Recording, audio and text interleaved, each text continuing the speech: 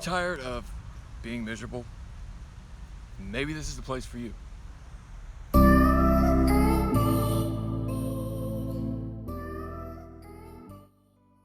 The cool thing about recovery is you can find good ideas and then you are required to plagiarize them essentially to help others.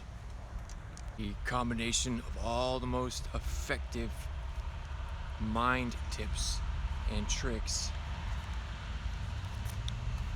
that I've acquired, and sayings, catchphrases that have kind of gotten me through. Mind surfing. One of my heroes brought to my attention the fact that these words can convey so easily how the law of attraction works. Some of you may have seen. But you have to want it. You have to visualize it first. If you don't, you're actually, I'm not, well, anyone who tells you that they're wise, run. There are no enlightened beings, there are only enlightened actions. So I was going to make a channel trailer, like all official like, but here I am with my shirt off in my backyard, and I can't lie, I'm still struggling with meditation and just slowing my roll. Maybe my perfectionist voice is still kicking in, so I'm gonna make this my kind of video because I'm an addict. And that's the cool thing about being an addict or an alcoholic, self-proclaimed, is that you get to be as as you really want to be. You get to own that, and for once it's actually a good thing because you can help others by being your true authentic self. Speaking of, maybe I'll read a very personal posted from the NoFap subreddit. Let's do that. Or maybe not, and I'll just use this later. But, so, sayings that have worked for me, because I really get so much value from these. Number one, the Chinese farmer. There was once a Chinese farmer who saved up all his money to buy a horse farm for him and his family. Just after buying the horse farm, his prize horse ran away. As soon as it happens, the villagers all come to his side and start babying him and coddling him. Oh, that's so terrible, isn't it? Your horse ran away. You're gonna be poor now. What will you ever do? To which the Chinese horse farmer, he was a Taoist, replies, maybe it's good, maybe it's bad. So just maybe yes, maybe no. He was indifferent. The next day, the missing horse comes back, bringing a whole fleet of wild horses with it, all his buddies. The villagers once again come to the Chinese farmer's side and say, this is wonderful, isn't it? This is great. You're a rich man now. You're the richest man in the whole town. To which the Chinese farmer replied, maybe yes, maybe no. Soon following, the Chinese farmer's son takes one of his prize horses out for a ride, gets bucked from the horse, thrown off, and breaks his foot. The villagers once again rush to his aid and say, this is so terrible, your son's broken his foot, what will you ever do? Who will carry on your legacy? And to which the Chinese farmer just replied, maybe yes, maybe no. The following day, the emperor came to enlist every able-bodied male to go to war, and the farmer's son was spared due to his broken foot. So what we don't realize in our addiction or throughout our lives in general is that the universe has bigger plans that just little old you cannot see.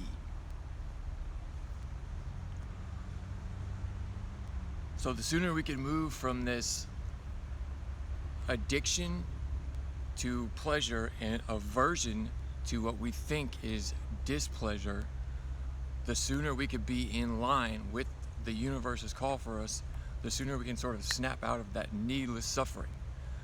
Okay, because pain is necessary. Pain is absolutely, as they say, the touchstone for spiritual growth. But suffering is something that you dwell in. And there are various levels of suffering. I will probably link the Chinese farmer below, if not make a separate video about it. Number 2 is when you change the way you look at things, the things you look at change. So when I stopped viewing myself as a victim and I started seeing the potential to get out of that situation by doing as I've seen others do, I empowered myself. And once again, back to the mind surfing. You have to envision getting clean. You have to envision what kind of treatment center you're going to go to. You have to envision stepping yourself off of the drugs, whatever they may be. You have to envision your steps up Maslow's hierarchy of needs, which I'll put right here again, because if you don't cover your bases, you can never get to your pinnacle. Super basic. Put some thought into it. Recommendations, you can get them in the resources down below. Go to one of those 12-step groups. I mean, I haven't been to all of them yet, but honestly, if there's an A on the end of it, I probably qualify, so maybe I will start. And just go into one of those. You don't even have to leave your house, and just build a connection with people. It's such a beautiful thing, it really is. So, when you change the way you look at things, the things you look at change, which also applies to NoFap and other topics that pertain to this channel, because we are all about all external addictions. Gardening of the mind and the heart. Also, what I like to recall as group therapy between the years. One of my heroes said in a meeting that he could be driving down the road and carry on a full group therapy session by himself. I'm sure many can relate to having so many opposing voices in your head, and it's difficult at times to even catch yourself doing it. Once again, the natural human state is one of being asleep, and non-wisdom is majority of society nowadays, especially us in our using. At least I'll speak personally. I was a D-bag, cringy. I'm not going to go on here, but the list goes on and on. So, awareness, an even more shorthand version of group therapy or mind gardening or heart gardening, is just awareness. What's worked for me lately is realizing that rather than pegging the individual thoughts, I can just control. Some people say my thoughts control how I feel and I control my thoughts. Well, that also goes both ways. If you can close your eyes, practice breathing exercises, practice some meditation, focus on one thing that makes you grateful, that one thing that's making you grateful will outshine the bad things that want value in your head. Whereas if you focus on even one little pesky, stupid thing, it's going to outshine all the great things you have to be grateful for. Like for me, it's peanut butter or a smartwatch. Try going to prison and jail numerous times and you'll know what I'm talking about. Or clean water. So, simply put, it's just awareness. And if you're like me, and at first I couldn't meditate, I couldn't get Coast 97.3 out of my head, I had to start small. I had to focus on the breath. Oak meditation will always be linked below my videos until I find another app maker, or perhaps I get sponsored by someone. But this isn't about money, this is about saving lives. So I'm proudly broke in recovery. Yeah, it's just amazing. Anyways, you don't want to hear that. You want tips and tricks, right? Mnemonic device number 4, 5. Surrender. But the main thing, I guess, would be boundaries. Not just with other people, because yes, change your people, places, and things, also known as playmates, playthings, and playpens, absolutely. But if you've watched this far, you're probably past that, because you're already planning what treatment you're gonna go to, you're already planning your halfway house you're gonna go to, things of that nature, so you can get up the hierarchy of needs. But boundaries, like for me, I had to kick myself in the ass and get out of bed today, because I'm much happier when I lay outside in the sun and get on a Zoom meeting, or I just know myself. And akin to those playmates and playpens that we want to change, right? Because the way to break habits is to make new habits. For me, one of those old habits that I almost got back into is sloth, laziness, reptilianism. Being a cold-blooded man will just curl up in the bed. Even if it is with a book, I'm going to be nodding out within 5 minutes, unless I get some sunlight, some fresh air.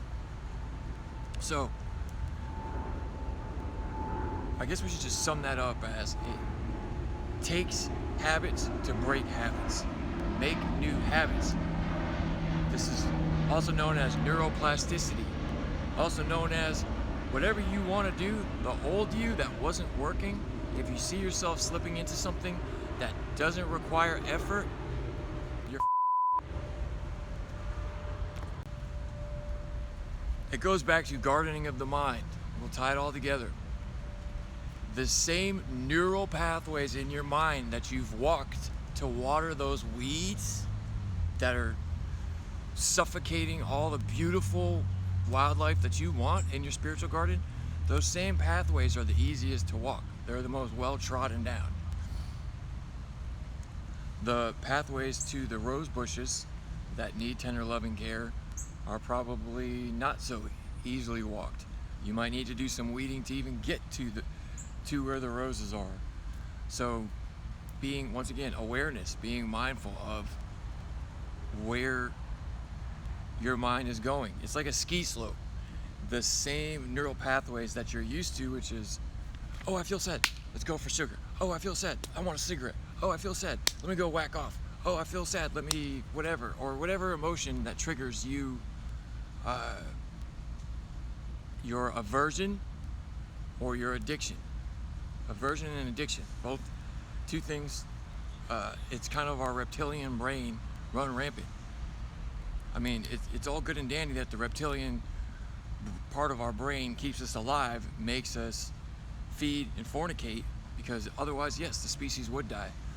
But it's gone to the extreme where now we're overeating, myself included.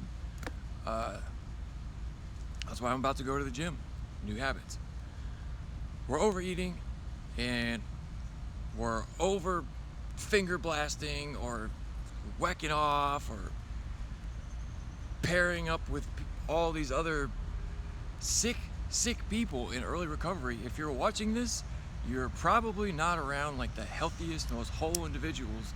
So the most selfish thing you can do is to pair off with someone in a similar position as you, which kind of ties into why I am so adamant about doing NoFap in early recovery. And yes, it's past 90-day reboot. Yes, I could now choke the chicken or go on a date if I wanted to, but my mind isn't on those things. I want to retain my power to myself. Not in a selfish way, but so that I could get healthy enough to where I can afford to be selfless. But you have to fill your own cup first. So if nobody's told you you are worthy, you don't need someone else to validate you. You don't need to justify your existence. You just have to mind surf the answer. Mind surf it first.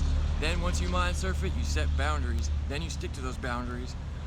And you might be yelling at a camera in 3 months. Saying number 6. One of my heroes told me this is a copycat program. Just make sure you're copying the right cats. You don't know what that means? Pray on it. Meditate. And how could I forget? Easy does it.